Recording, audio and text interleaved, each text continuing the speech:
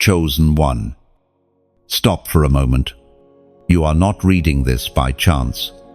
Heaven has been watching the exact second your soul would reach this page.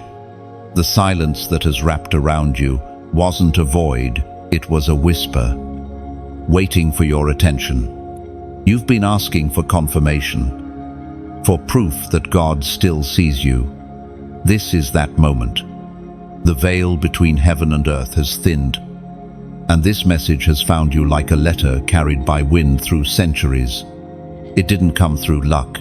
It came through divine precision. You have walked through a season that felt like exile. Prayers bounced back from the ceiling. Doors closed. Friends drifted. And yet, even when you thought you were forgotten, something inside refused to die. That something was faith. Faint but alive, flickering like a candle under rain. You didn't know it, but heaven was guarding that flame.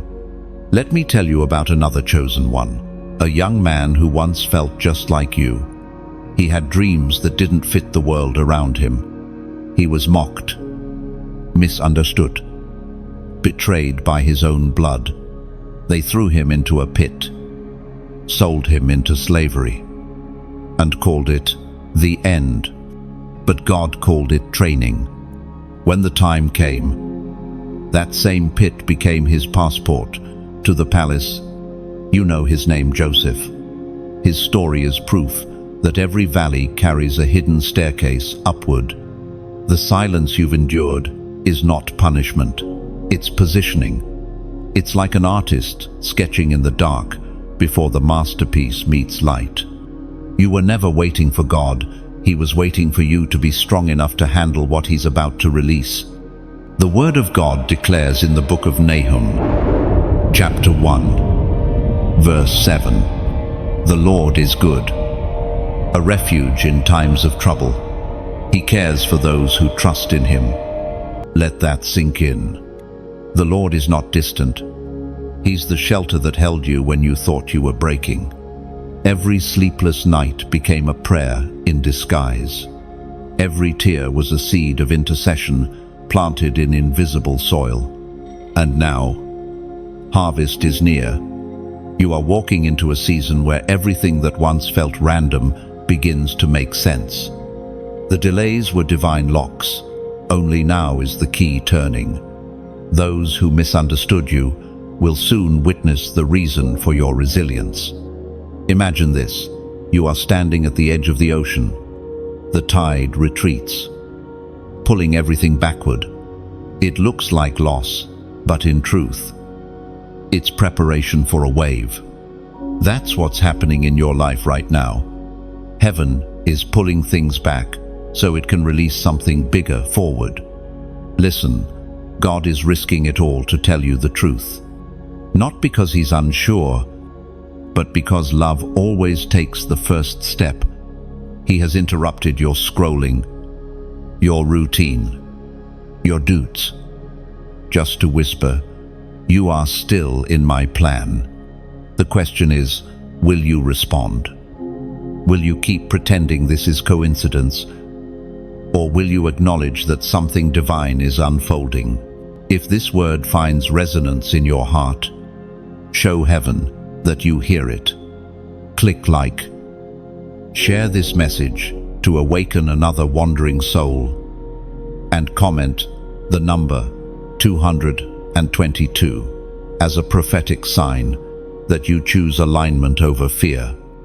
Subscribe if you feel called, not for a name on a list, but to stay connected to the flow of what heaven is speaking in this hour. Chosen one. This is your confirmation.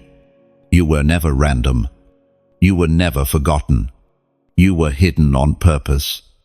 Heaven breaks silence only when it's time to move, and that time is now.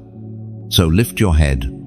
The same voice that spoke light into darkness is speaking renewal into your spirit. The silence is over. Step forward. Your next chapter has already begun.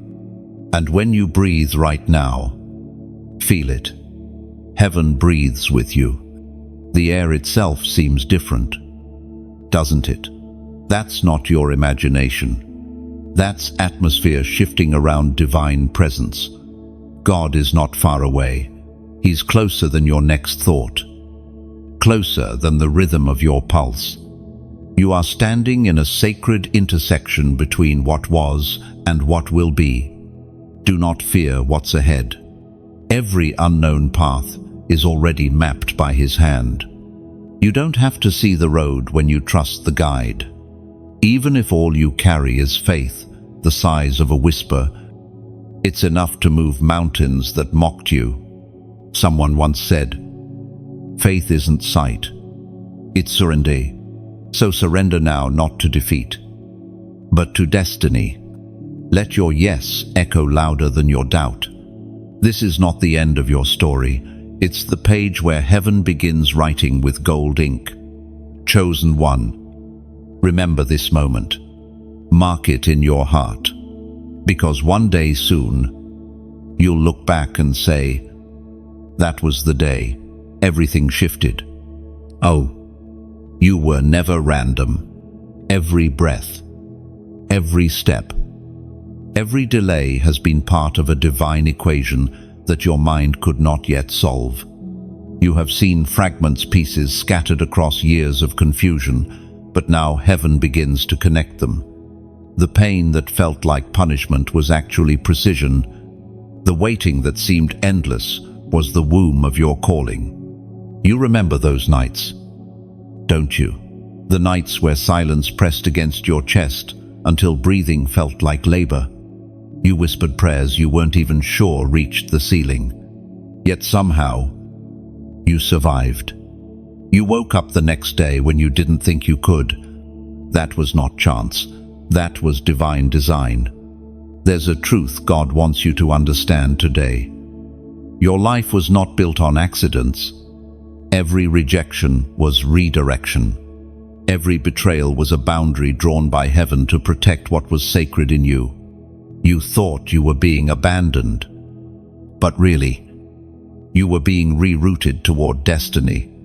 Imagine a weaver sitting before a great tapestry. From the underside, all you see are knots and tangled threads. It looks messy, unfinished, confusing, but from the top, the side, heaven sees there's a perfect pattern emerging. That's your life.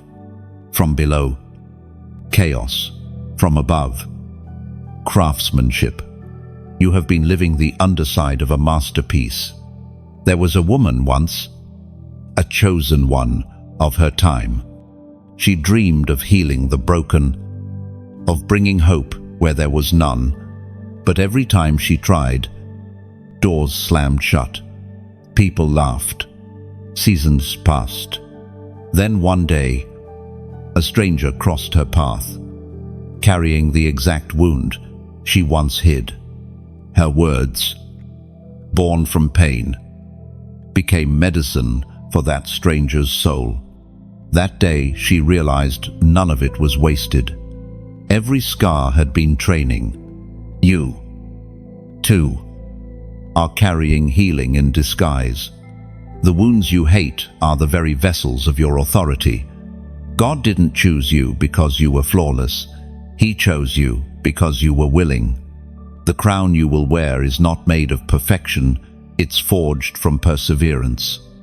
As the prophet Hosea wrote in the sacred scrolls, chapter 6, verse 3, "Let us acknowledge the Lord.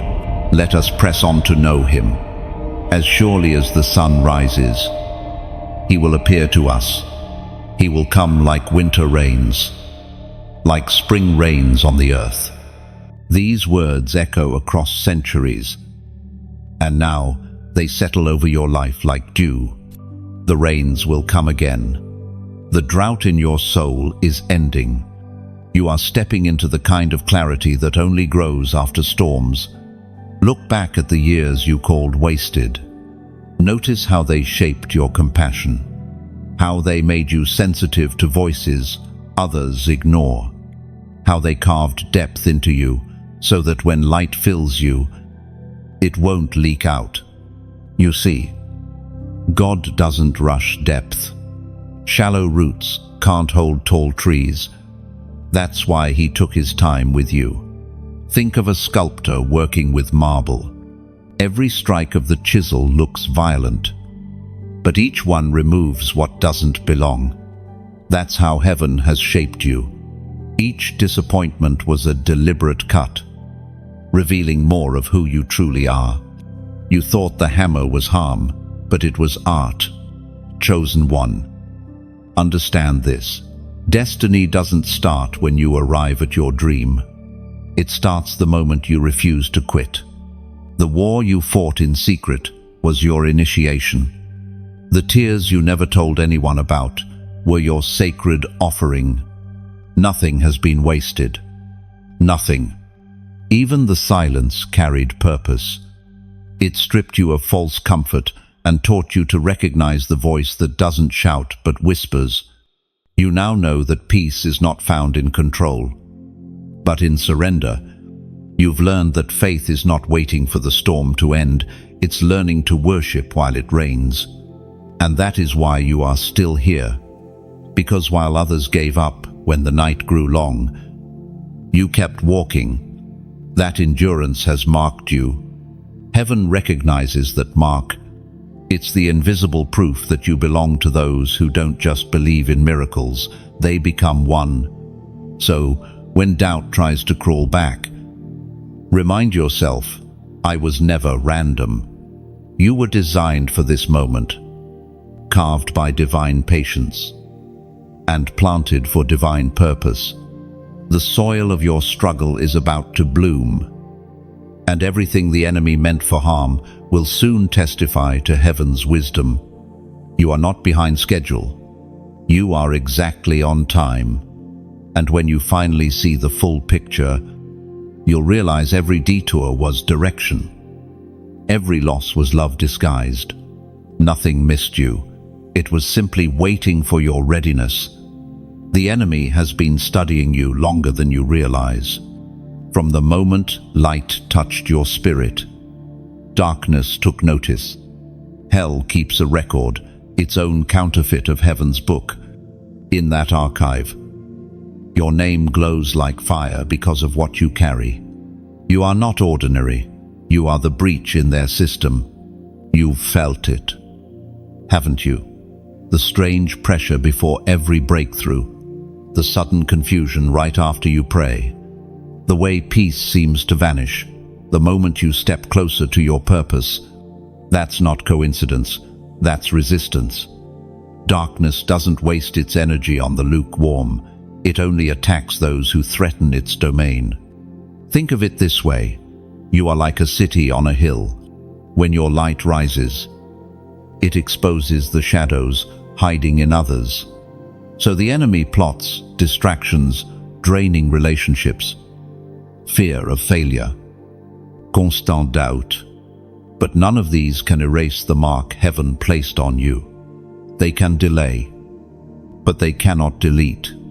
Once there was a young soldier untrained, overlooked, considered too small for war. Yet, when the moment came, he faced a giant. Others wouldn't dare approach. You know his name, David. But what few notice is how long the enemy had been watching him before the stone ever flew. Hell already feared him. The lion and the bear were not tests. They were warnings to darkness that David was coming. And just like David, you've been fighting battles in fields no one applauded. Private wars, unseen victories. But each of those moments wrote your name deeper into heaven's confidence. Hell has read that confidence, and that's why it trembles. According to the writings in the book of Joshua, chapter 1, verse 9, be strong and courageous. Do not be afraid. Do not be discouraged. For the Lord your God will be with you wherever you go. Let these words rest on you like armor. The presence of God isn't a concept, it's your actual defense system. Every time you choose peace over panic, you weaponize your faith. Every time you forgive instead of retaliate, you dismantle spiritual traps. The enemy has no strategy against a soul that refuses bitterness. You might ask, why me? Because you were built to handle what would break others. Your resilience is your revelation. God trusted you with pressure because He knew you'd turn pain into prophecy. There's an unseen war happening even now, whispers trying to convince you that you're unworthy, unprepared, forgotten. But remember, lies only fight truth that threatens them. If you weren't dangerous to darkness, it wouldn't bother tempting you. Picture a lantern in a vast desert night. Moths rush toward it. Drawn by light, they don't understand. That's what's happening around you. Every sudden obstacle, every unexpected emotional weight, they're spiritual moths reacting to the brilliance of your becoming. But your task isn't to fight the moths, it's to keep the flame. Do not fear exposure. Light always invites opposition. Every storm around you is evidence of significance. You are not being punished, you are being promoted. Now, I want you to do something that declares who you are. Type these words in the comments. Light never hides. And say it because you believe it, because even when you feel invisible, heaven still sees your glow. When you declare, light never hides, you are reminding both realms that your calling will not be buried under fear or silence. You were never meant to blend in. You were meant to burn bright enough to guide others home. So, stand firm, chosen soul. You are not hunted because you're weak, but because you are powerful beyond measure. The darkness can only roar, it cannot win. You are light, and light never hides. When you write, light never hides, you're not just typing words, you're speaking alignment. You're reminding your soul that purpose doesn't shrink for comfort. You are light designed to be seen. Even when misunderstood, light doesn't ask permission to shine. It simply reveals truth wherever it stands. And in those moments when fear whispers, dim yourself to survive. Remember this declaration. To say, light never hides, is to refuse spiritual camouflage. It's your covenant with heaven that no amount of darkness, rejection, or delay will silence what God placed inside you. You are illumination wrapped in human form. So let that phrase echo beyond your lips. Let it move through your home, your work, your silence. Each time you say it, you reignite your own fire. You're not repeating a slogan, you're reaffirming identity. You're telling the universe, I know who I am now, and I won't disappear again. Endo. There are messages that come through sermons, and there are messages that come through storms. The one you are living right now, the one carved through delay, confusion, and unanswered questions, is the second kind.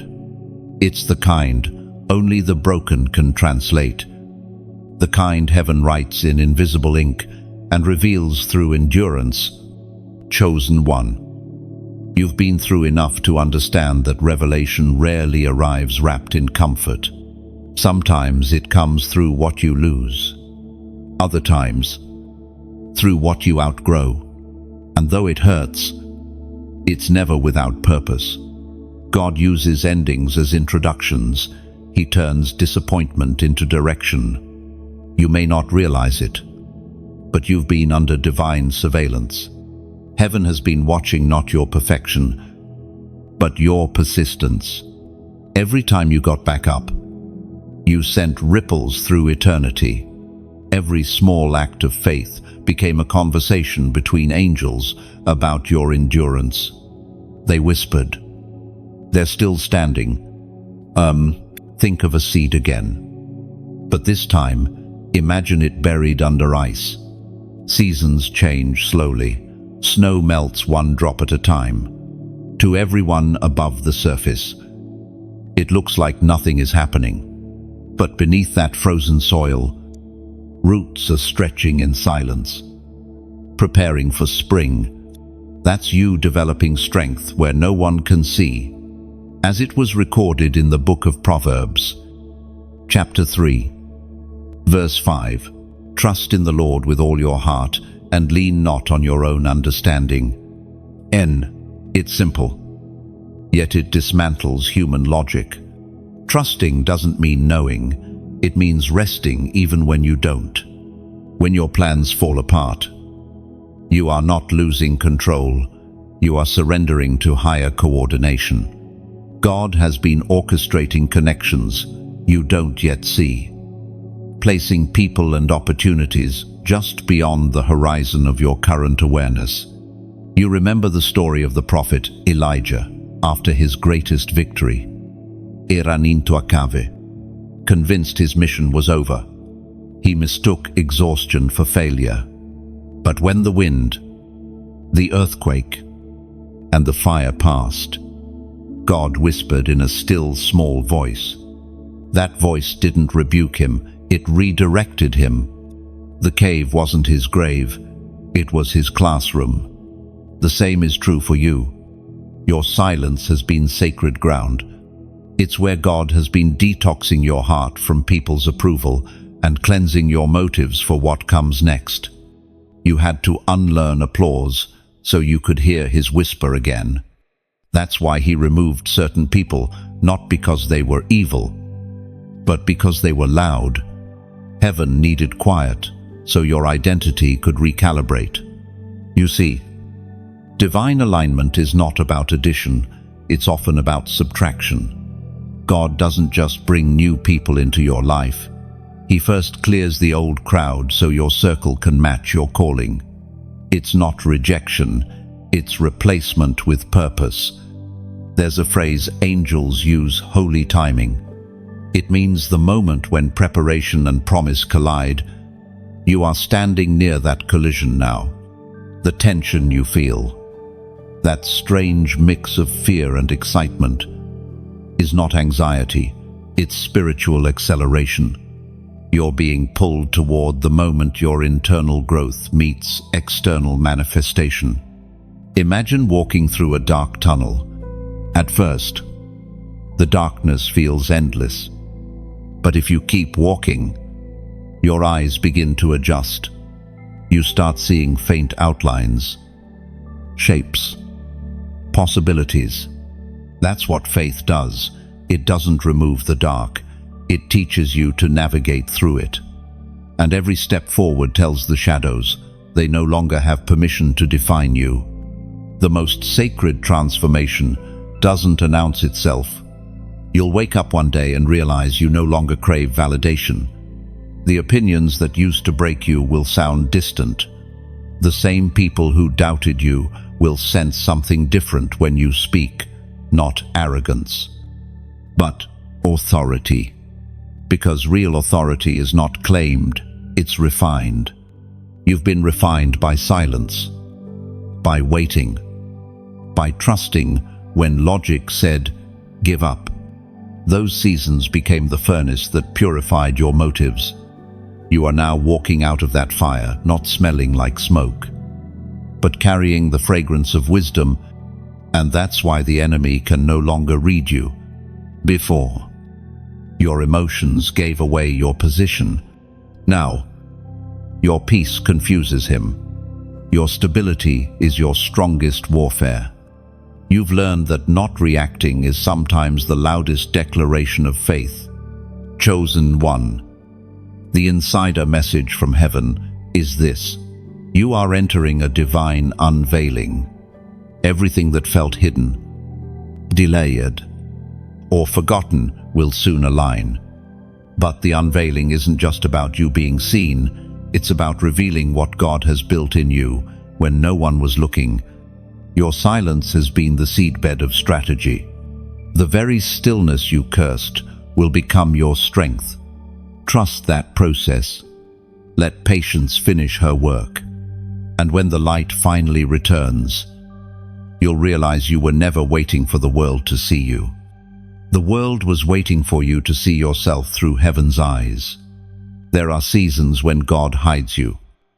And then there are moments when he begins to unveil what he's been preparing behind closed doors. You are stepping into that unveiling now. The silence of the past chapters is lifting, and heaven is speaking again softly, clearly, unmistakably. You may have wondered, why did God keep me unseen for so long? Because he was protecting what was still growing. A tree cannot bear fruit before its roots are ready. If it does, the weight of the fruit will break the branches. God, in his mercy, buried you deeper so your foundation could hold the greatness he is about to reveal. As it is written in the book of Psalms, chapter 1, verse 3, they are like a tree planted by streams of water, which yields its fruit in season, whose leaf does not wither. Whatever they do prospers. That's you, chosen one, planted, not forgotten, hidden, not buried. You have been rooted beside living water, and your season of fruit is drawing near. Maybe you've noticed how everything in your life feels like it's being rearranged. Some things fall away easily. Others leave with pain, but all of it is divine pruning. Heaven removes what cannot handle harvest. The tree must lose leaves before it blooms again. And now, as you begin to rise from the soil of preparation, there's a quiet stirring in your spirit, a pull to give, to serve, to pour out what you've received. That's not obligation, that's overflow. When love becomes real, it always looks for a place to land. Think of a candle lighting another candle. The first flame loses nothing, yet the room becomes brighter. That's what happens when you share light, whether it's your encouragement, your prayer, your time, or your support. Light multiplies only when it's given away. If this message touched you, gently tap like. No, it's not a button, it's a ripple on the surface of living water, sending light further than your eyes can see. Each like is a way of saying, this truth lives in me. No, and when you share this word, imagine it as planting a seed in another heart's soil. You might never know whose drought it ends, but heaven will. Sharing isn't promotion, it's participation in divine rescue.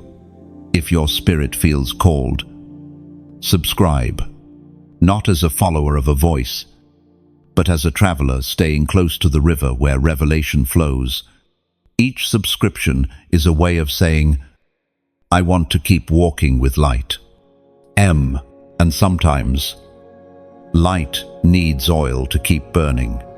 That oil might be your prayer, or it might be the small act of giving that fuels the flame. If your heart feels stirred to donate, do it as a whisper, not a transaction. Think of it as pouring oil into the lamp that guides lost travelers home. Not payment, not pressure, just partnership. Even a drop of oil glows when heaven breathes on it. When you give, whether it's a prayer, a small donation, or even a kind word, you are partnering with the mission of heaven itself. You're saying, God, let this message keep finding those who think you've forgotten them. It's not about the amount, it's about the agreement. Even a pebble dropped into a river creates ripples that reach unseen shores. Your seed is that pebble. Your faith is the current that carries it. So as you sit with these words, know this: you are not being asked, you are being invited. invited to join the current of something sacred, something alive, something eternal. You can give, share, like, or simply lift a quiet prayer, and each act becomes part of the same divine echo. The light you share might be the one that saves another soul from darkness. You may never see their face, but heaven will make sure your kindness is recorded in eternity's archives. So if your heart feels stirred, act gently, like rain choosing where to fall. Give only where peace leads you, because in the kingdom of God, true giving never begins with guilt. It begins with gratitude. You are proof that light can survive storms. And now, you're invited to help it shine further. Like, share, subscribe, give only as your spirit desires. Because the light you sustain today may be the spark that ignites tomorrow's revival. And when you give, no matter how small, it echoes through eternity. What leaves your hand never leaves your life. It circles back as strength, peace, and unexpected joy. Let your generosity speak louder than words, because sometimes the quiet act of giving becomes the loudest testimony of faith this world will ever hear. There are moments when heaven interrupts the rhythm of your life, pauses everything, clears the noise, and sends a message meant only for you. This is one of those moments. What you are reading right now is not coincidence, it's divine interception. God is leaning close, reminding you that your story is still unfolding. You've been waiting, wondering when things would finally make sense. You've prayed, God, if this is still your plan, show me. And He is showing you right now.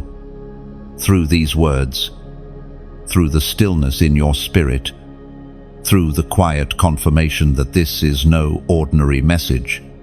The world calls it coincidence. Heaven calls it divine timing.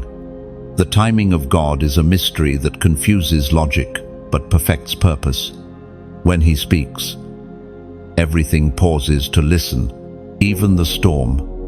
Sometimes, the divine interruptions don't come through thunder or fire.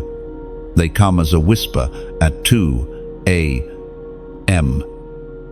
A feeling in your chest, a thought that won't let go. That's how heaven communicates softly, yet unmistakably.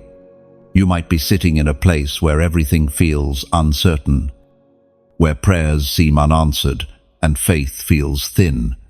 But look closely. The very silence you're questioning is where heaven is writing its most beautiful script.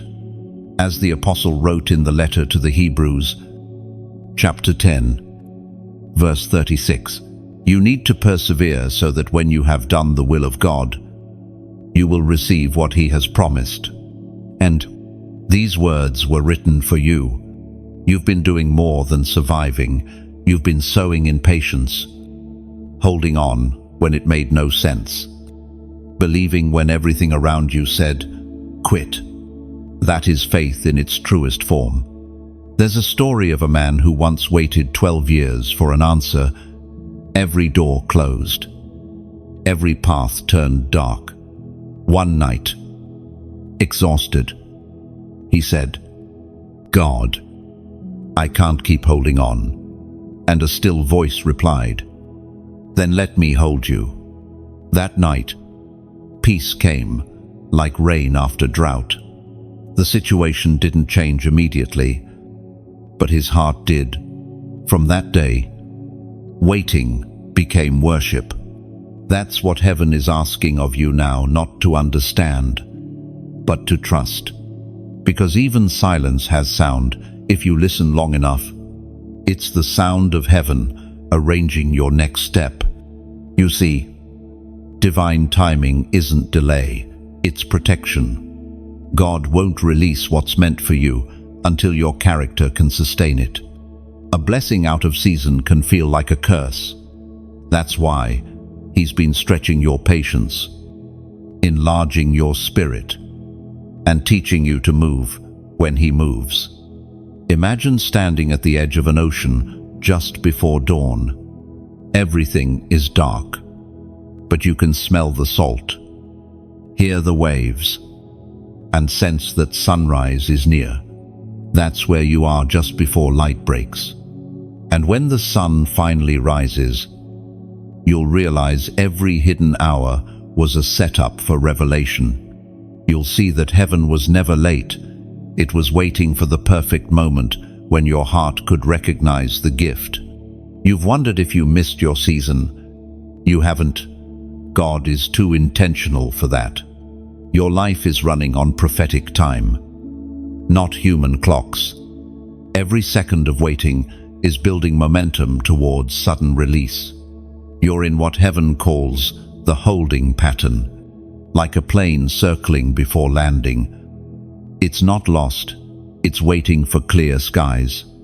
God won't land your promise until the runway is safe. And when it comes, it will come swiftly. The same way a flower suddenly opens after weeks of being closed.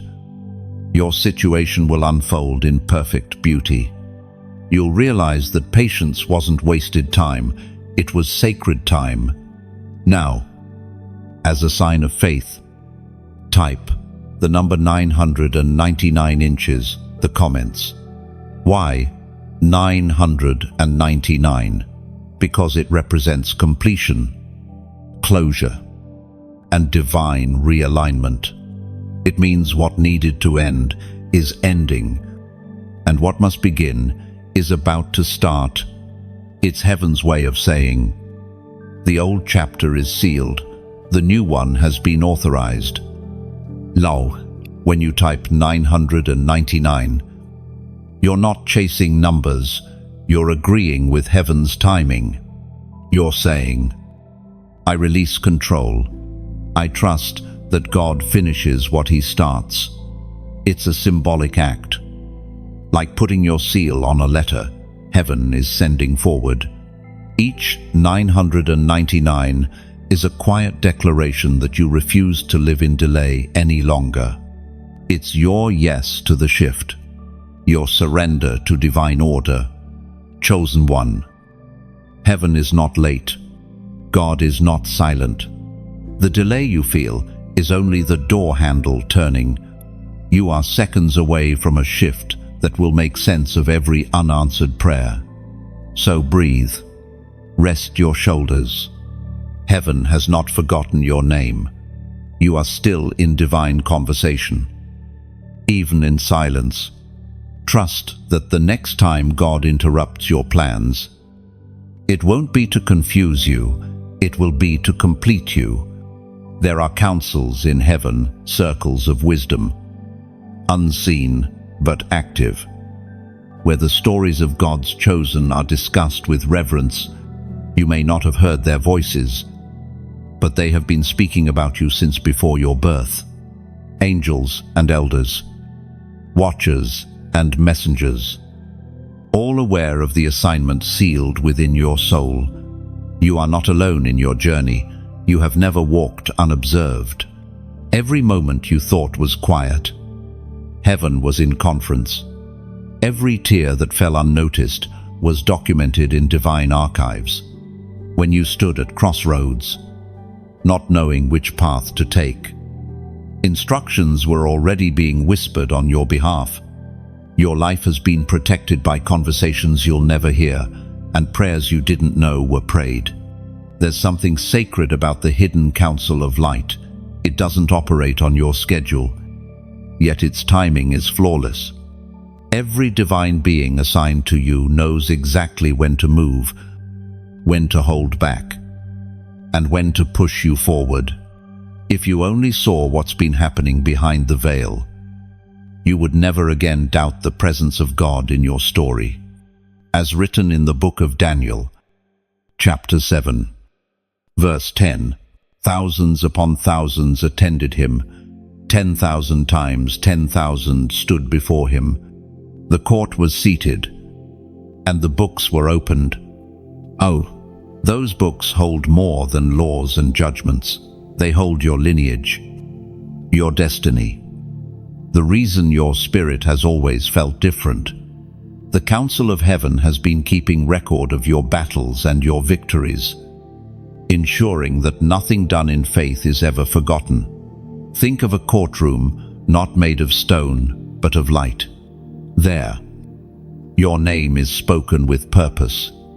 Angels present evidence of your endurance, mercy intercedes with grace, and God Himself presides, not as a distant ruler, but as a Father who delights in your resilience. When He calls you chosen, it's not a title, it's a verdict.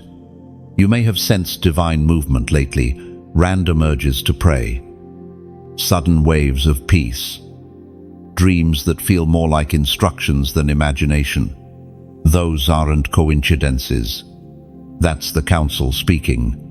When you align your thoughts with heaven's frequency, you begin to overhear eternity. There's a reason your path feels so guarded. Some doors closed abruptly because you were being rerouted. Some friendships ended without warning because their assignment expired.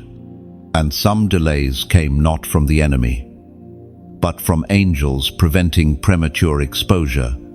Heaven knows when your crown should be seen. Picture it like this: a precious stone being shaped by unseen hands. From the outside, it looks still, silent, but within the light of heaven's counsel, sparks are flying. Every cut, every polish brings more brilliance. When the stone finally emerges, it doesn't need to prove its worth. The light proves it. That's what God is doing with you. You have been carried by prayers of generations. Some of your ancestors never saw the promises they believed for, yet their faith built bridges you're walking on now. The Council of Light honors that legacy, weaving every thread of obedience into the fabric of your future.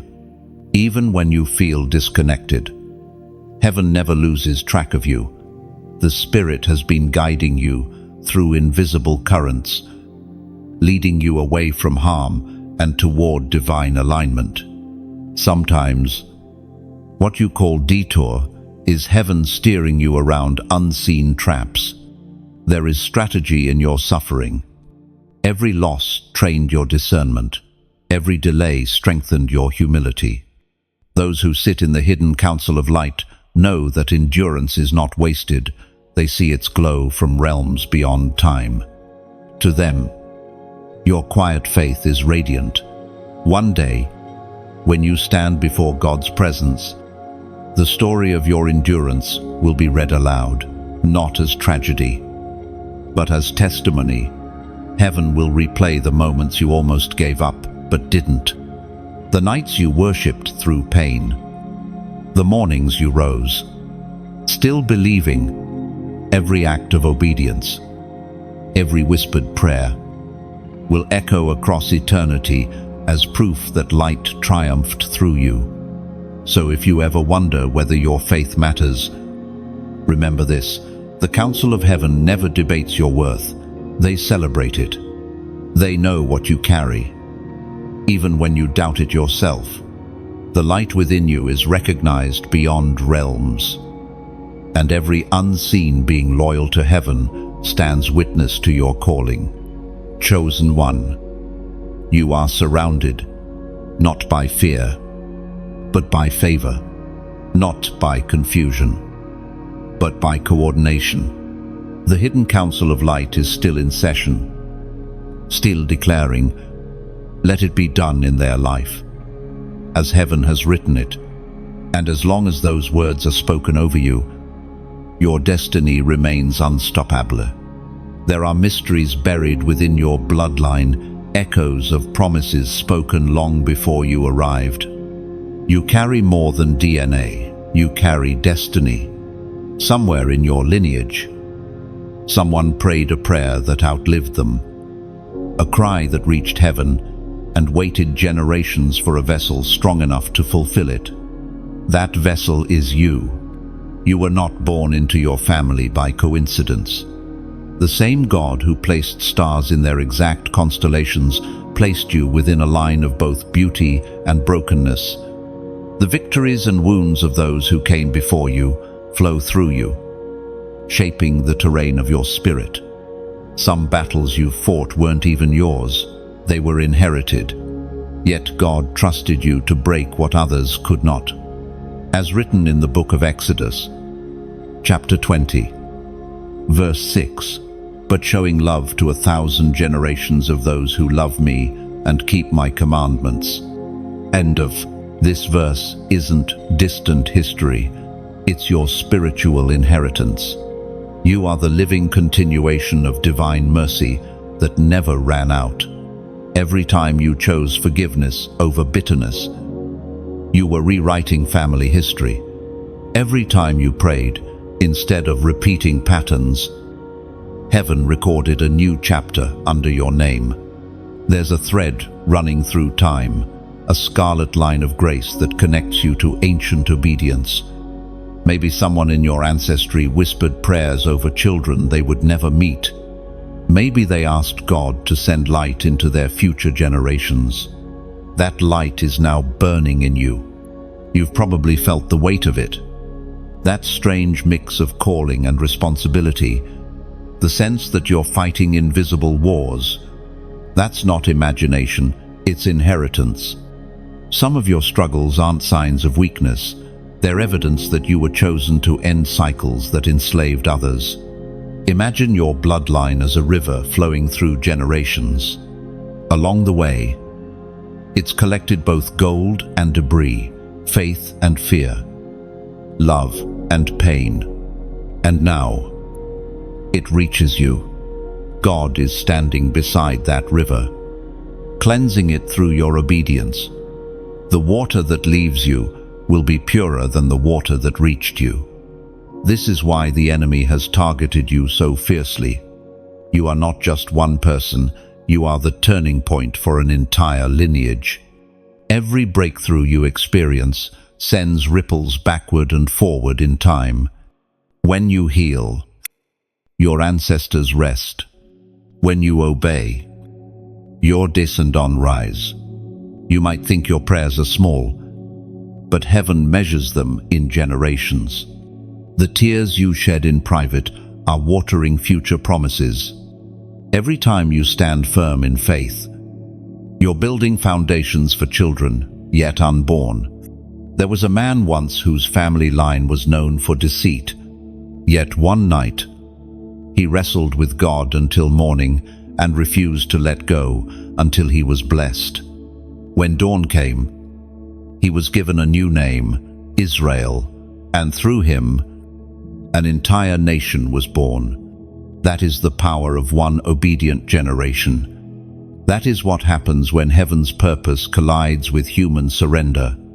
You may not wrestle with angels, but you have wrestled with despair, confusion, and doubt, and you're still standing. That's evidence that your name carries weight in the spirit realm. The covenant that runs through your veins cannot be erased by mistakes or forgotten by time. The enemy tried to convince you that your family's story disqualified you, but God specializes in redemption stories. He takes the fragments of what's broken and builds altars from them. You are that altar, where pain meets purpose and ashes become beauty. Every pattern you break sends light into the generations after you. When you choose peace instead of anger, purity instead of compromise, hope instead of fear, you're not just changing your life, you're editing your family's spiritual DNA. And heaven rejoices each time you do. The angels assigned to your bloodline are witnessing what centuries waited for, the fulfillment of prayers buried deep in time. So, walk with your head high. You're not carrying the curse, you're carrying the cure. The grace flowing through you is ancient, resilient, and fierce. You were never meant to continue what was broken. You were born to redeem it. Chosen one. You are heaven's answer to an old request. You are the evidence that God never forgets a promise. Even if generations pass before it blooms, your bloodline is not ending with you, it's being reborn through you. And one day, your descendants will speak your name, not with sorrow, but with gratitude. They'll say, because they stood firm, we now walk free. That is your legacy. So, keep walking, even when unseen.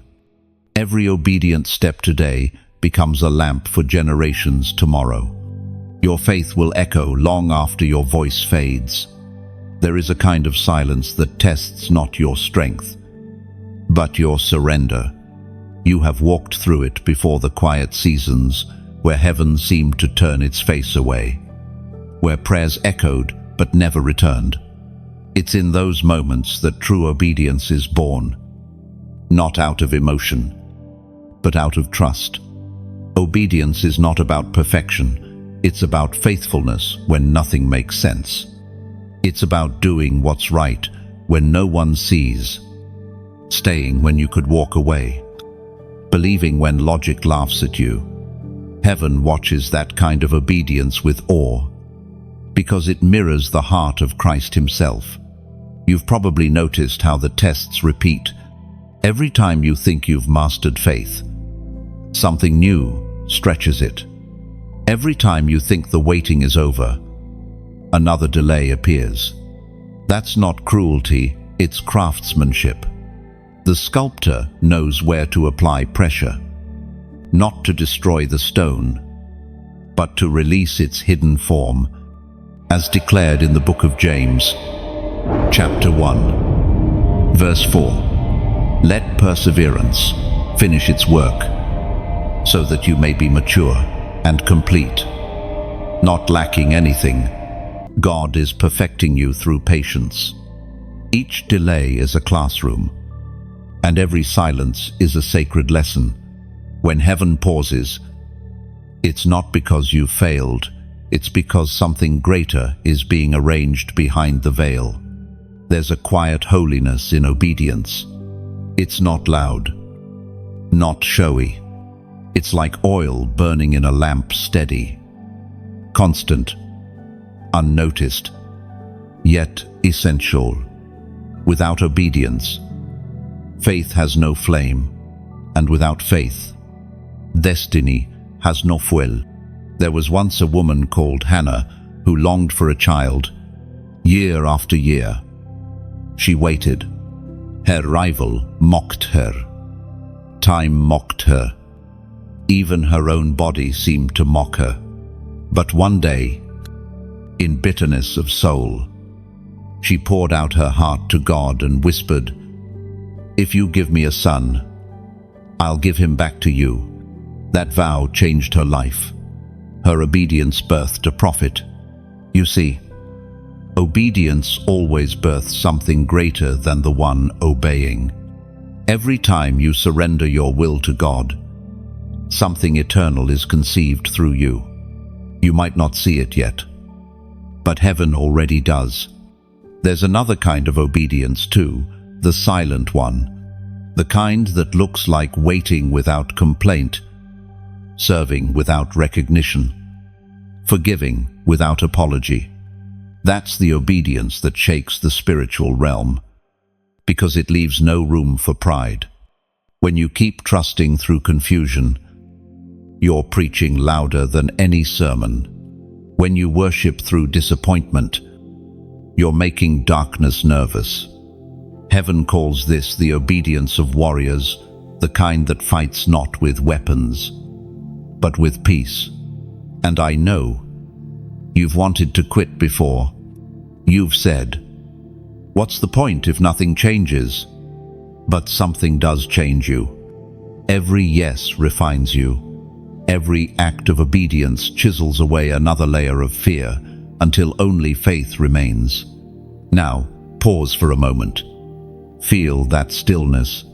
It's not emptiness, it's awareness. Heaven is watching this exact second, waiting for your response. type in the comments, "I remain." No, say it softly, but mean it deeply. Because when you write, "I remain," you are declaring that your faith outlasts the storm. You are saying, even if the answer delays, my devotion will not. It's not a phrase, it's a vow. I remain is what angels record as endurance. It's what breaks generational curses. It's what tells darkness, I have decided to stay aligned with heaven no matter what unfolds. That is obedience refined to its purest form, steady, unseen, unwavering, chosen one. Heaven is not impressed by your perfection, it's moved by your persistence. You have proven your love not by grand gestures, but by quiet consistency. Keep holding the posture of faith. Keep showing up even when your hands tremble. For in time, the silence will speak. And when it does, you'll discover that obedience didn't just test you, it transformed you. When you say, "I remain," heaven hears more than a phrase. It hears a declaration that storms cannot erase. You are telling the unseen world, my roots go deeper than the winds that try to move me.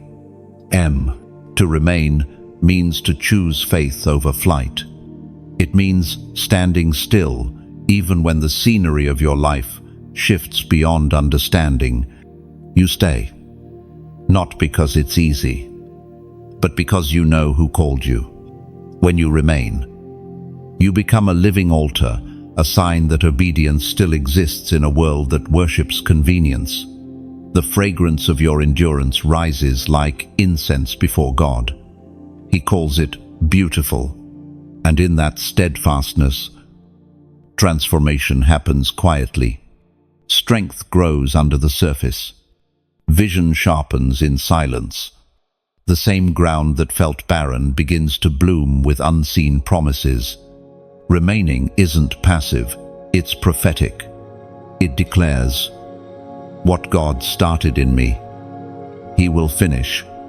There comes a time when truth must be carried forward, not only in words, but in action, in shared light.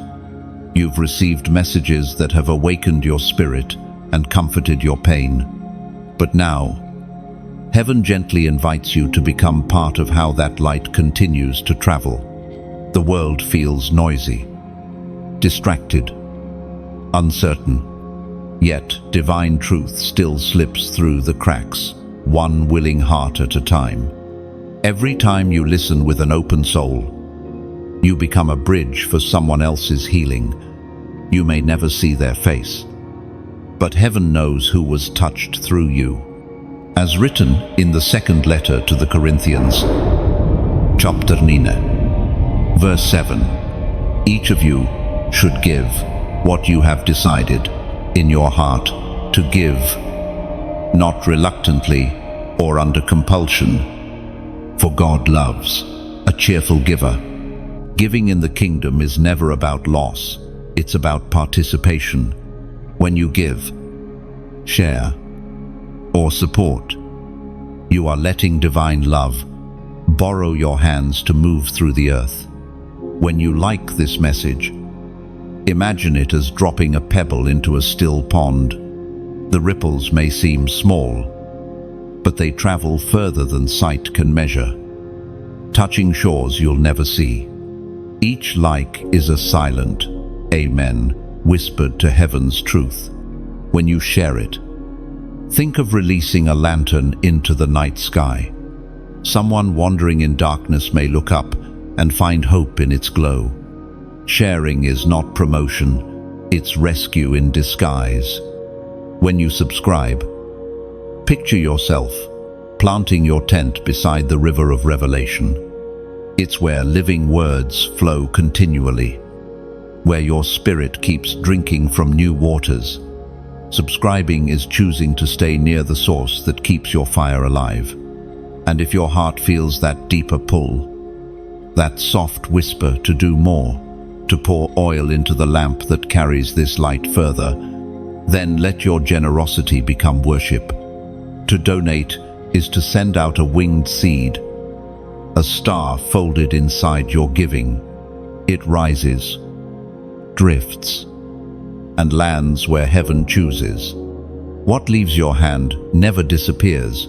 It becomes light somewhere else. Your donation is not payment.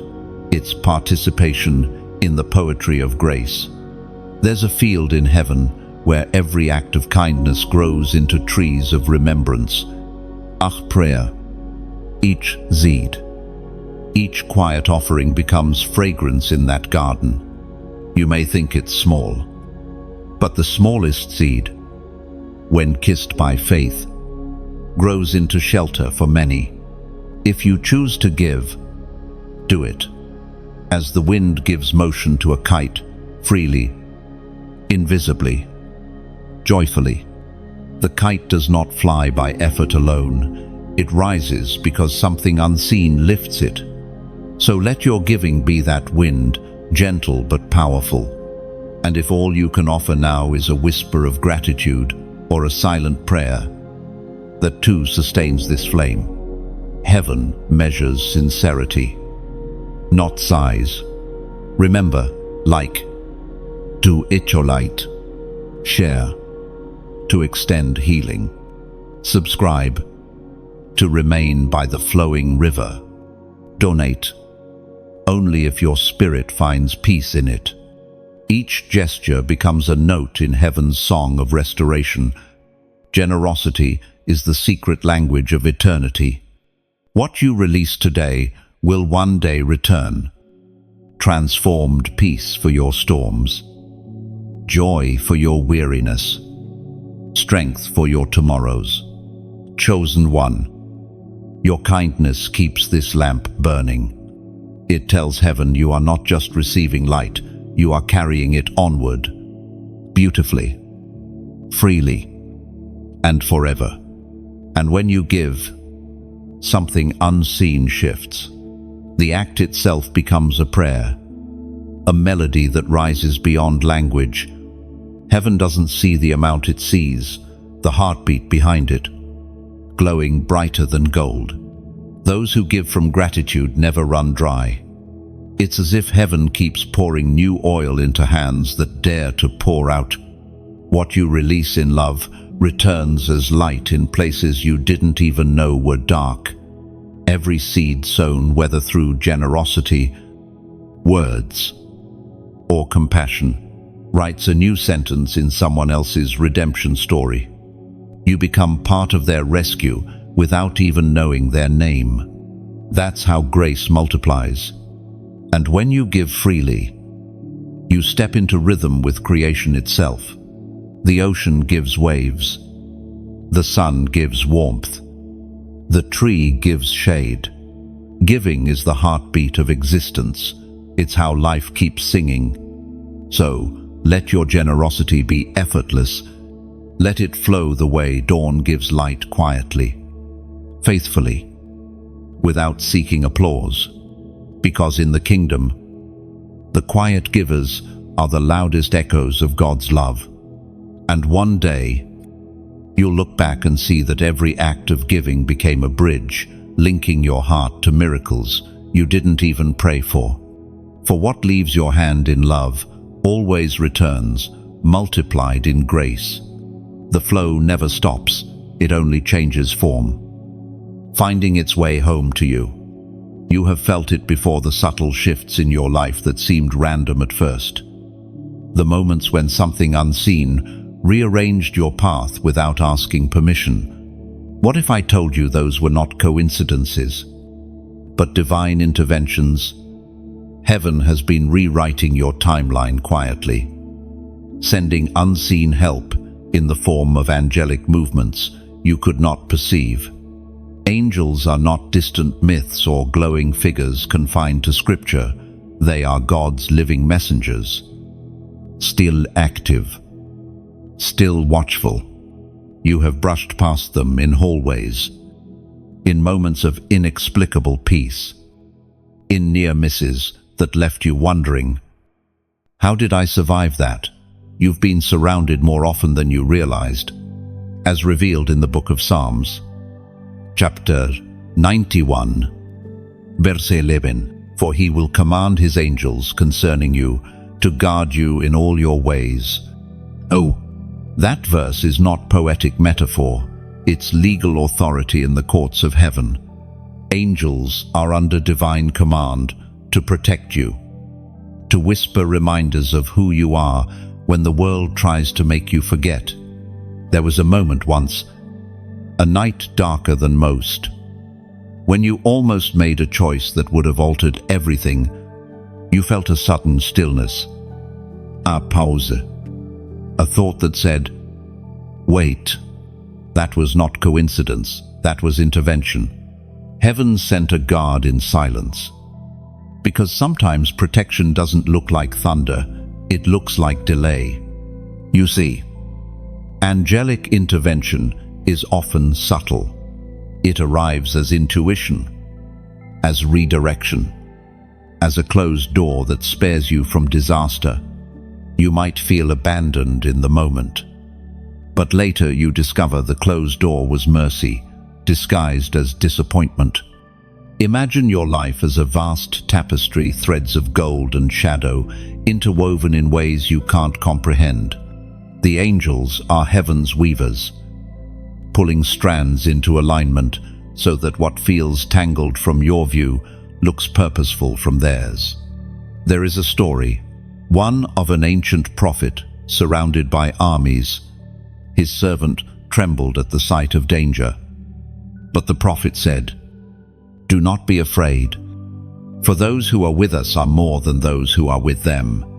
When the servant's eyes were opened, he saw chariots of fire encircling the mountain. The angels had been there all along. Fear had only blinded him.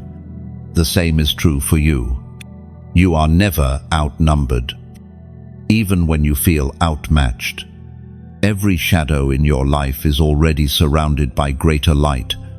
The unseen world is not passive, it's actively invested in your destiny. Sometimes, the angels intervene through people, a stranger who offers help at the right moment, a friend who calls just as tears begin to fall, a teacher whose words pierce through confusion.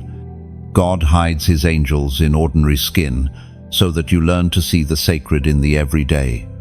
And sometimes, they intervene through restraint, the promotion that didn't come, the relationship that ended abruptly, the opportunity that seemed perfect but slipped away. These were not punishments, but protections. The angels were guiding you around traps you didn't even know existed. If you could see the things you were spared from, you would fall to your knees in awe. You would realize that heaven's silence was never absence, it was strategy. There are battles fought daily for you that you will never know about. Words spoken against you that dissolved before reaching your ears. Accidents that never occurred because unseen hands diverted them. Every time you were spared without understanding how. Grace was at work in invisible motion.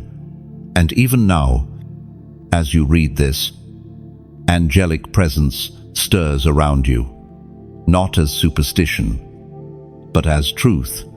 You can sense it in the calm that settles over your heart, the quiet confirmation that you are watched, covered, and carried. When fear rises, remember, protection doesn't always look like deliverance. Sometimes it looks like peace in the middle of the storm, strength in weakness, clarity in confusion. That's when you know heaven is near. Chosen one, you have never walked alone. Every mile of your journey has been accompanied by light. Every cry for help has been recorded and answered, even when the answer came through stillness. So walk forward now with quiet confidence. The same angels who guarded your past are already waiting in your future. The path ahead is not empty, it is occupied by grace. And the one who sent them has never once lost sight of you. And when you rest tonight, remember, the air around you is not empty. Wings move in silence, and heaven's sentinels stand watch until dawn breaks again. Every breath you take is proof of divine protection. You are living under unseen wings, carried forward by grace that refuses to let you fall. There are moments when heaven chooses to reveal what has long been sealed, moments when the veil thins, and truth that once hid in mystery steps into the light. You are in such a moment now. What was once locked behind confusion, delay, or fear is being opened before your eyes. You may not feel ready, but revelation rarely waits for readiness. It comes like dawn through a window. It doesn't ask permission. It simply arrives, and when it does, everything changes. Revelation is not information, it's transformation. It's the light that rearranges the furniture of your heart, the kind that makes you see familiar things in a completely new way. It's when God whispers, "Look again. You've been asking questions, searching for clarity, wondering why things felt hidden. But heaven hides truth not to deny you, but to prepare you. God does not reveal treasure to those still learning its value." The silence wasn't punishment, it was preservation. As written in the book of Proverbs, chapter 25, verse 2, "It is the glory of God to conceal a matter. To search out a matter is the glory of kings." End quote. Chosen one. You are being invited into that glory now. The hidden things are unfolding, not through chaos, but through divine order. The pieces are beginning to fit. The fog is beginning to lift. What you once called delay is becoming direction. There's a sacred rhythm to revelation. It never shouts, it unfolds, like the petals of a flower, opening one layer at a time. Heaven reveals truth in stages, ensuring your heart can hold what your spirit has asked for. Maybe you've been sensing something lately, a stirring, a pull to step higher, a hunger for depth you can't quite name. That is heaven drawing you closer. Revelation is not just about knowing more, it's about becoming more. Think of Moses standing before the burning bush. He saw a fire that didn't consume, and curiosity made him step closer. Only then did God speak. The revelation waited for movement. In the same way, God is waiting for your step toward Him, not to test you, but to transform you. You might not get all the answers you want, but you will get the understanding you need. Because revelation is not about control, it's about trust. It teaches you to hold mystery with peace, to say, "Even if I don't see the whole picture, I trust the painter." End quote. Sometimes, revelation doesn't come through visions or voices, it comes through realization, through the sudden peace where there used to be anxiety, through the wisdom to say no when your heart once chased yes. That too is revelation, the silent kind. Written not on pages, but on your soul. When God begins to reveal, He doesn't just uncover information, He restores identity. You start remembering who you were before fear, before compromise, before life tried to rewrite you. You remember your purpose, your worth, your divine DNA. That is revelation in its purest form, truth calling you by your real name. And it's happening now. What was sealed is opening. What was hidden is being spoken. Heaven is not whispering maybes, it's declaring movement. The locks are turning, the seals are breaking, and your spirit is awakening. Now, as a sign of agreement, type the number 777 inches, the comments. Why 777? Because it symbolizes divine completion, spiritual revelation, and perfect alignment with heaven's will. It is the number of fullness, the moment where heaven's truth meets human understanding. When you write 777, you're not typing digits, you're declaring readiness. You are saying, I receive what heaven reveals. I welcome the fullness of divine truth. This is more than a number. It's a spiritual signature, a seal of alignment that tells heaven, my eyes are open. My spirit says yes. Less.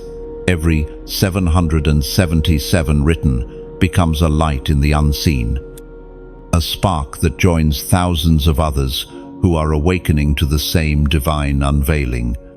It's a reminder that what once hid in shadow is now being illuminated not by man's wisdom, but by heaven's timing.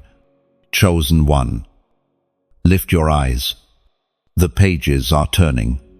The things that once confused you will soon become testimonies that strengthen others. The book of your life is not closing, it's being reread under the light of new understanding. You will look back soon and say, now I see, and heaven will whisper back, you were never in the dark, you were only in development. And as revelation settles over you, peace will follow. What once felt uncertain will now feel sacred. The silence that frightened you will become the space where truth breathes. You'll realize that clarity was never far away. It was simply waiting for your spirit to be still enough to hear it.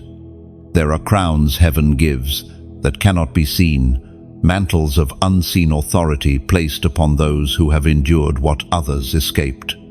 You are one of them. The world may not notice it yet, but in the spirit, your shoulders already bear a new weight, a new light. It is the mark of those who have survived refinement. Authority in heaven's kingdom is not earned through position or applause. It is forged through surrender. You do not climb into it. You are shaped for it. Every moment, you stayed silent when you wanted to speak. Every time you forgave instead of fighting back. Every tear you offered as worship, all of it has become the gold thread woven into your mantle. As spoken in the book of Isaiah, chapter 61, verse 3, they will be called oaks of righteousness, a planting of the Lord for the display of his splendor. That is who you are now, rooted, steady, radiant. Your strength no longer shouts, it stands. The authority you carry doesn't need to announce itself. It changes atmospheres simply by entering the room. You've wondered why certain people started reacting to your presence differently, some drawn to you, others uncomfortable around you. That's because light exposes what darkness hides. The mantle you carry makes hidden things tremble. Some will misunderstand it, but heaven understands perfectly. Authority isn't loud, it's consistent. It walks with calm where chaos reigns. It forgives when others expect retaliation. It blesses when others curse. That is the evidence of your transformation. Think of Joseph again. Pulled from the pit to the palace. The coat he wore as a child was colorful, but the robe he wore in Egypt was weighty. One represented favor, the other represented function. The first made him dream, the second made him lead. The same is happening in you. Your calling has matured from desire into assignment. There is a moment when heaven tests a soul before crowning it, not to see if it's strong enough, but to prove it's surrendered enough. You've been through that test. When everything you thought defined you was stripped away. What remained was real authority, faith that no loss could shake. Imagine a blacksmith forging a sword. Every strike of the hammer is heat meeting purpose. It bends. Sparks fly. And what seems painful is really preparation. When the blade cools, it carries a shine impossible without fire. That's how heaven has shaped you. The blows were never to break you, they were to reveal what could not be destroyed. And now, that authority flows quietly through your words, your gaze, your decisions. You don't have to force it, it simply exists. You can walk into chaos and bring peace without a word.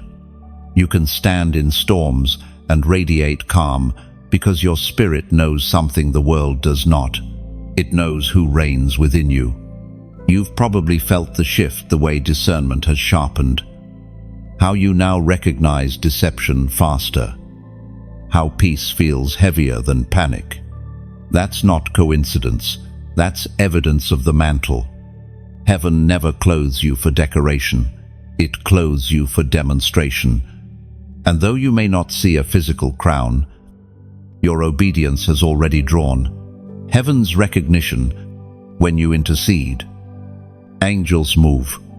When you speak life, darkness retracts. When you walk into rooms, things begin to align because your presence carries assignment. This authority isn't about dominance, it's about stewardship. You've been entrusted with influence that heals, not harms, with power that serves, not controls. Heaven gives mantles only to those who understand that greatness is hidden in humility. Chosen one. Understand this. Your crown doesn't make you greater than others, it makes you more responsible for them.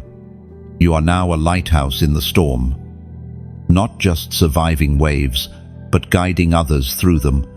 Your authority was not given to elevate you, but to equip you for compassion. There will be moments when the weight of this calling feels heavy.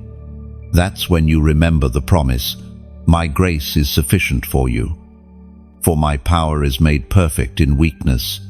The very weight you carry is proof of trust. Heaven only clothes those who can be trusted with light.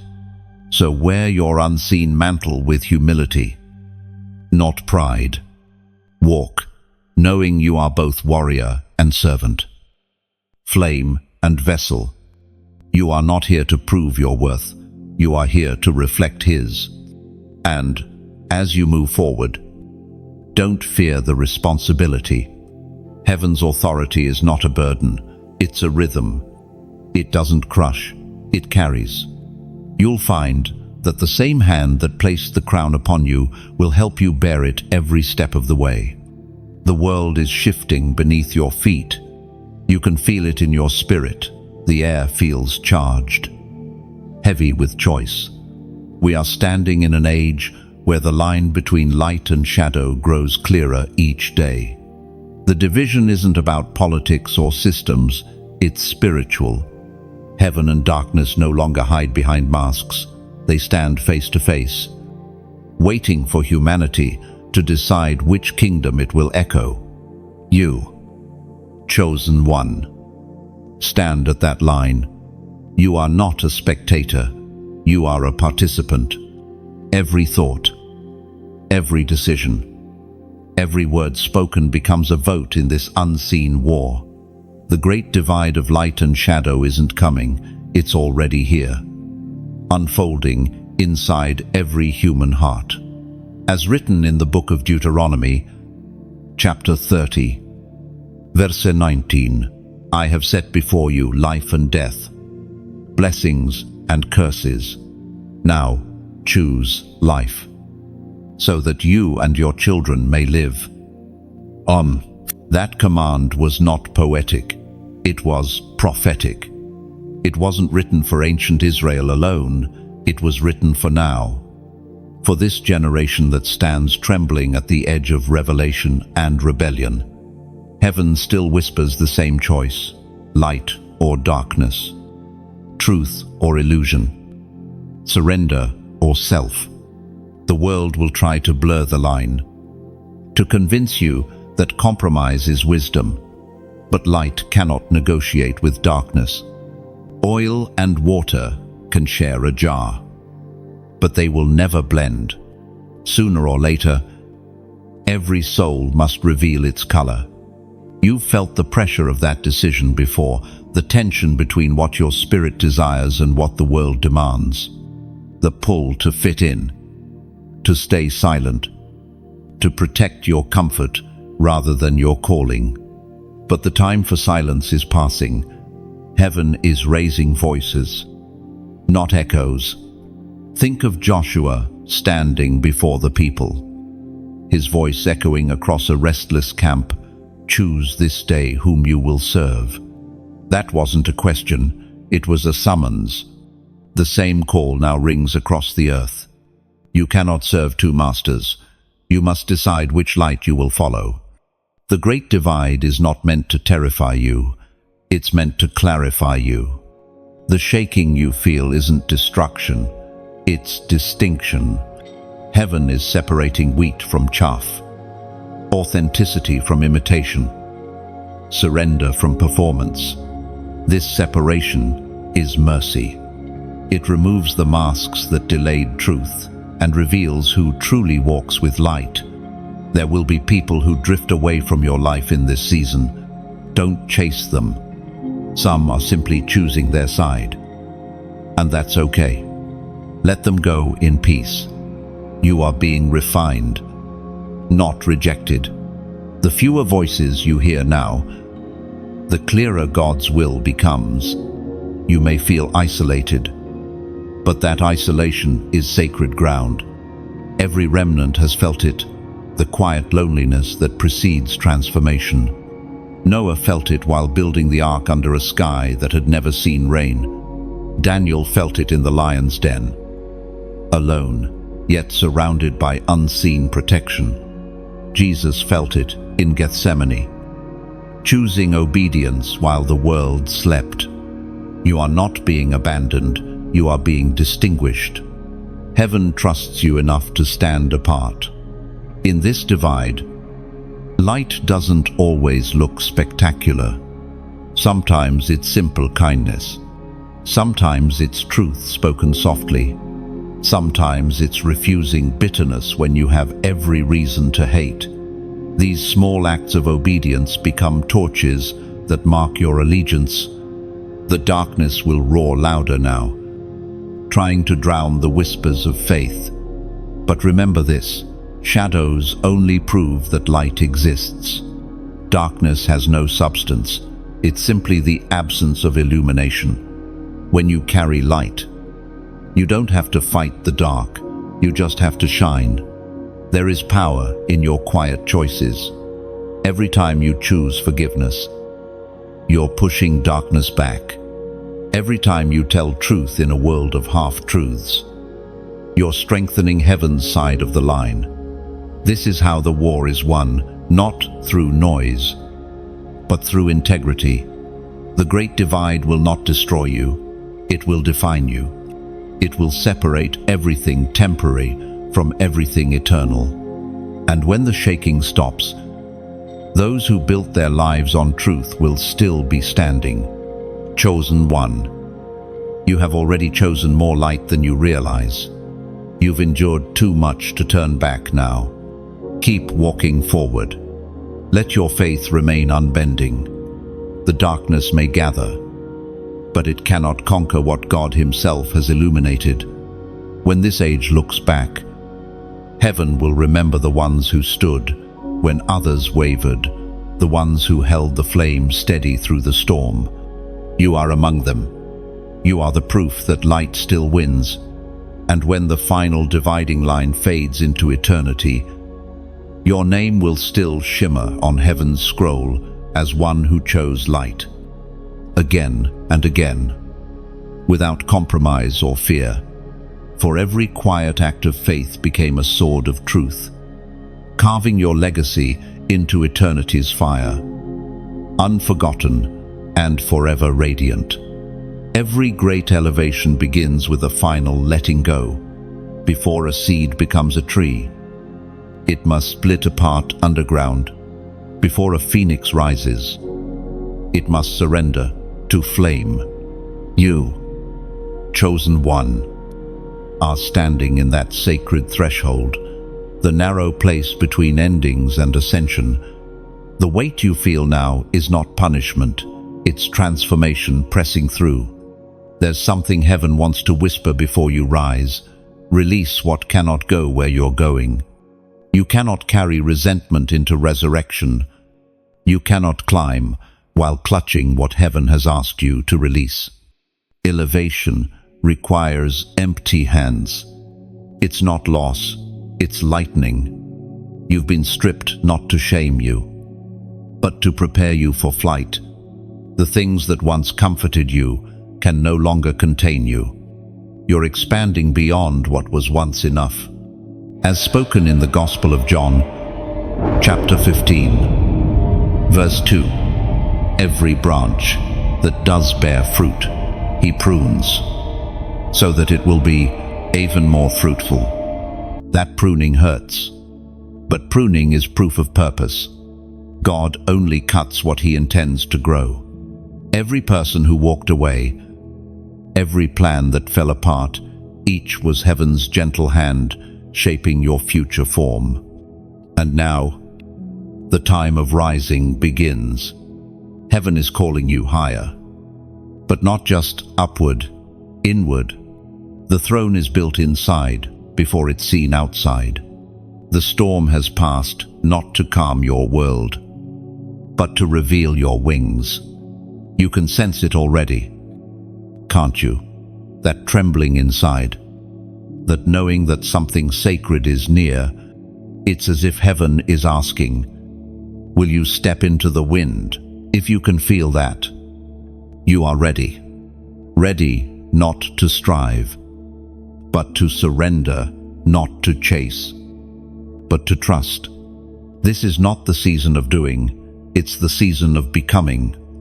And as you step into it, remember, every act of alignment helps light travel further. When you reflect truth, heaven expands through you. If this message stirred something inside you, gently let your heart respond. To like is to place a small candle upon an altar. The flame is quiet, but it tells heaven, I am here. I receive. It's not an algorithm, it's acknowledgement.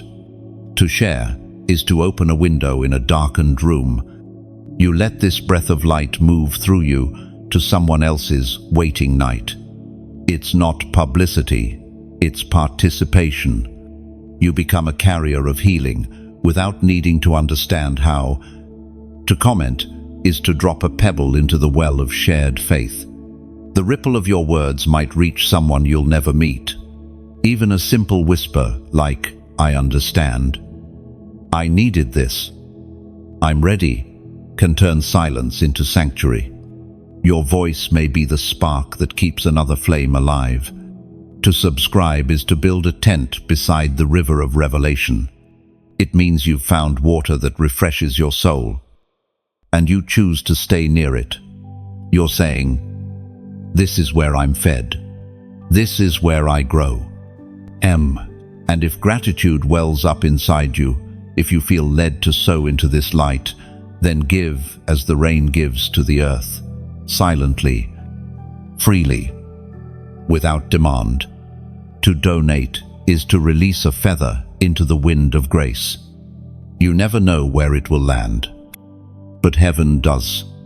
That small act of generosity might carry peace to a stranger miles away.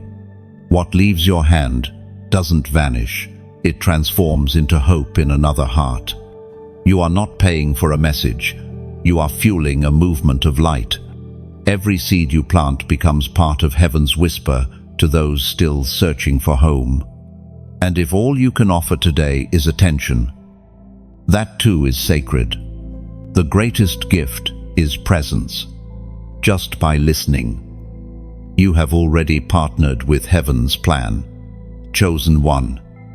Your rising isn't only for you. When you ascend, others see what's possible. Your faith becomes a map for souls still lost in the fog. So, rise gently. Leave behind the ashes. Lift your head. The same God who pruned you in private is about to display you in promise. And if your heart feels moved, respond. However, your peace leads you through a candle of a like, a window of a share, a ripple of a comment, a river of a subscription, or a feather of a gift.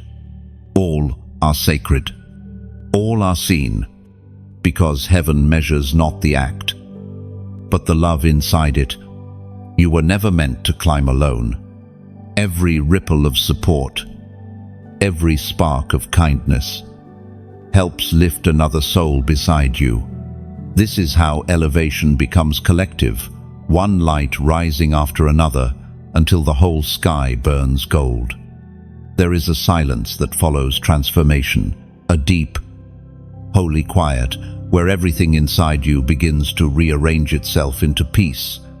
You're standing in that silence now. The noise that once haunted you no longer has authority, and the questions that used to chase you now feel smaller, softer, like echoes from a world you've outgrown. Heaven often moves in whispers after great storms. When God finishes shaking your foundations, He doesn't shout instructions, He breathes direction. You may not hear words, but you'll sense alignment, a knowing that your spirit is finally synchronized with heaven's rhythm. As written in the book of Psalms, chapter 46, verse 10, "Be still, and know that I am God." Stillness is not inactivity, it's clarity. It's the space where movement becomes meaningful again. You've spent seasons running, building, trying, fixing, searching. But now, God is inviting you to simply be, because only in stillness can revelation mature into wisdom. You've spent so long surviving the wilderness that peace might feel strange, even suspicious. But this is your new normal, no longer walking by fear, but by faith that has learned how to rest. The stillness you feel is not emptiness, it's occupancy. The presence of God fills the space where panic once lived. Imagine a forest after rain. The air is heavy, fragrant, alive. The storm has passed, yet the world still glistens from what it endured. That's what your spirit looks like now, washed, renewed, glimmering with quiet resilience. You've weathered your season of breaking, and now you carry the fragrance of surrender. Not everyone will understand this version of you. Some will miss the version that explained itself, that overgave, that apologized for shining too brightly. But those days are gone. You no longer owe explanations for your peace. Growth doesn't require permission, it requires protection. There was once a prophet who waited for God to appear. He looked for him in the wind, in the fire, in the earthquake, but God wasn't there. Then came a gentle whisper. That's how the divine speaks to those who have learned to listen. Loudness no longer leads you, intimacy does. And intimacy changes how you see everything. You start noticing the sacred woven into the ordinary, the kindness of a stranger, the laughter of a child, the warmth of morning sunlight on your face. Each moment becomes a small sermon reminding you, He is still here. Peace is not the absence of battle, it's the assurance that victory is no longer your burden to carry. You no longer need to fight for what God has already secured. You are learning the art of resting while remaining ready. That is maturity. It's here, in this quiet, that your identity becomes unshakable. You no longer look for validation in outcomes or applause. Your value no longer depends on being seen or praised. You are anchored in something invisible, yet eternal. The unchanging love of God that does not waver with circumstance. You've been through enough to know that storms don't define you, they refine you. Fire doesn't destroy the gold, it reveals it. And everything you've lost has only made room for something purer to take its place. The silence now is not the end, it's the space before the next song. Every melody in heaven begins with a pause. You are in that divine pause, the inhale before release, the heartbeat before resurrection. Let it be enough. Let yourself breathe without chasing what's next. Trust that when it's time to move again, you'll know. You won't need to force open doors. Grace will open them as you arrive. Chosen one. This peace is not temporary, it's inheritance. It's the reward for every sleepless night you endured, every tear that sowed faith into unseen soil. You are no longer fighting for stability, you are living in it.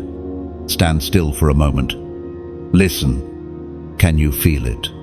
That hum beneath your ribs, that's heaven's heartbeat. And it's in sync with yours. What's coming next will not require striving, only stewardship. Your task now is simple. Protect your peace. Guard your purity. And walk gently. The storm made you strong, but peace will make you wise. And when the next wave comes, and it will, you'll no longer fear the water.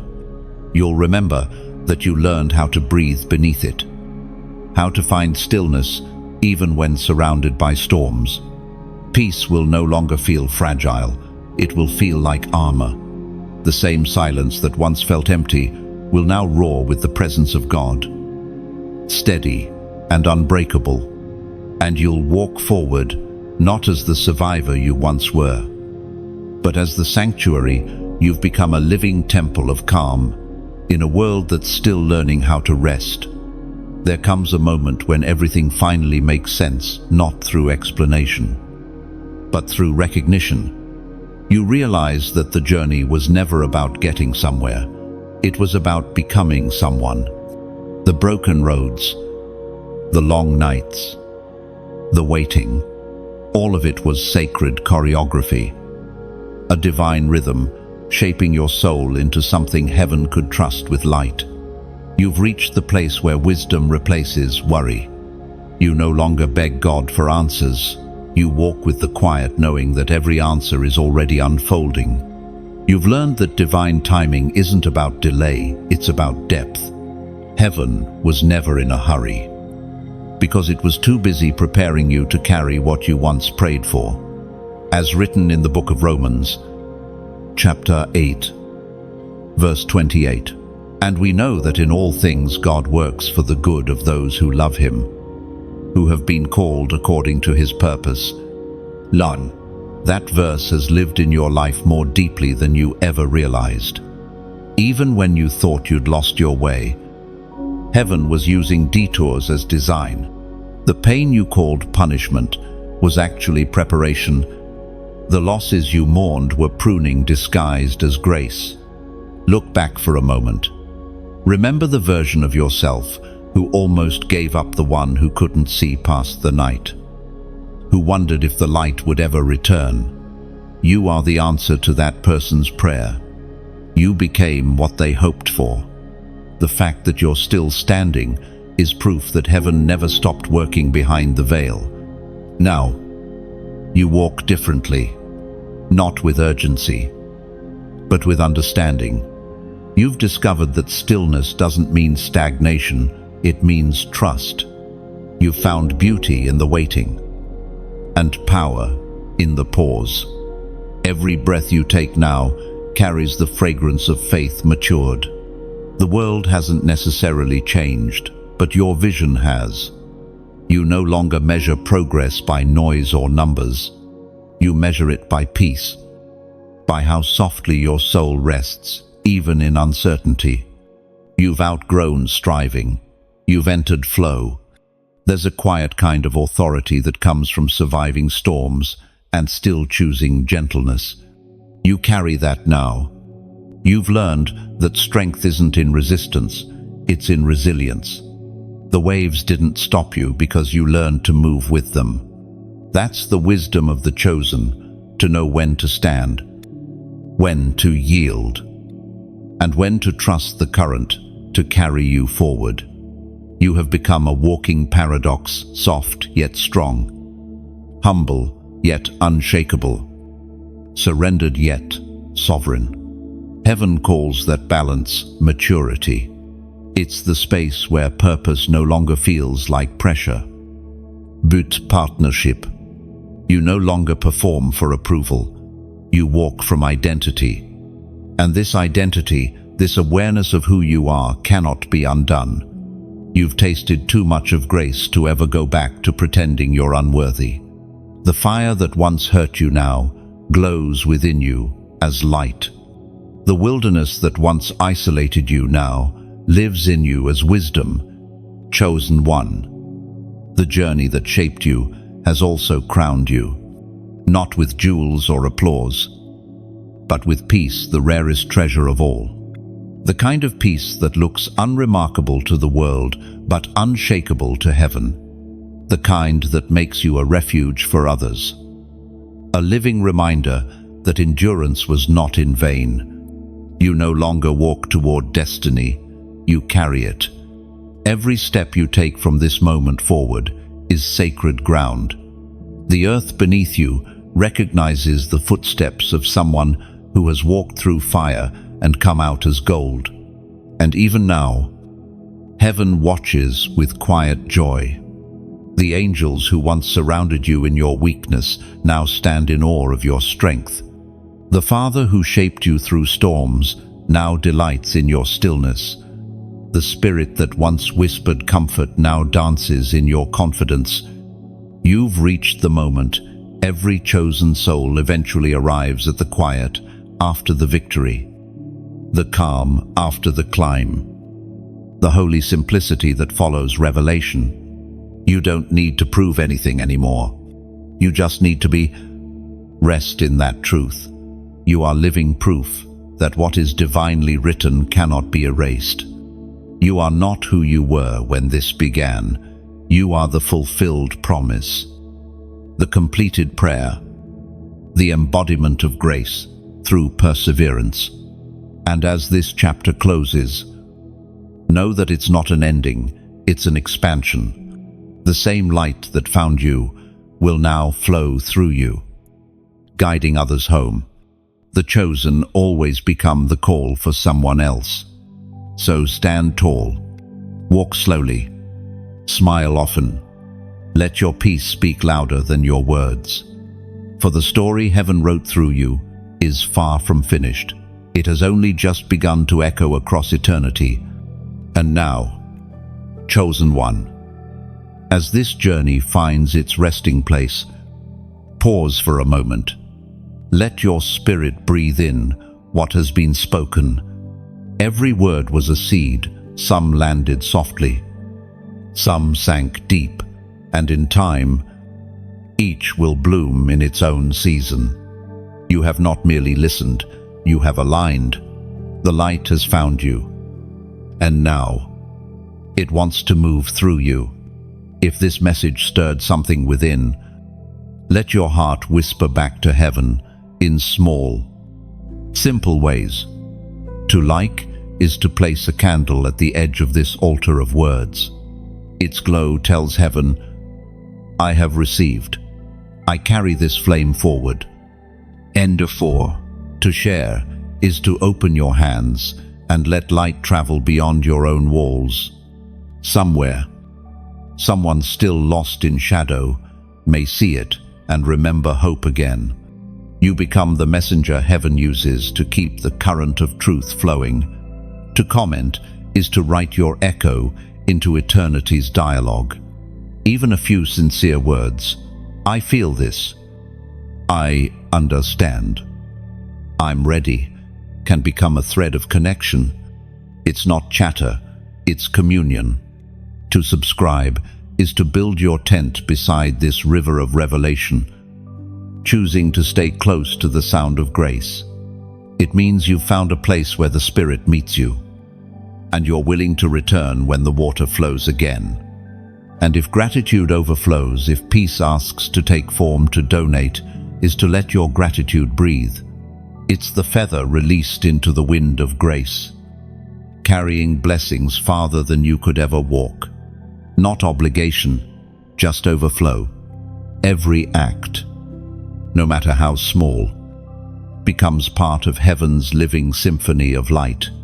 You're not giving to a message, you're fueling a movement. Thank you for walking this entire journey, for opening your heart, for listening deeply. The story now continues in you. Go forth not as one who heard, but as one who embodies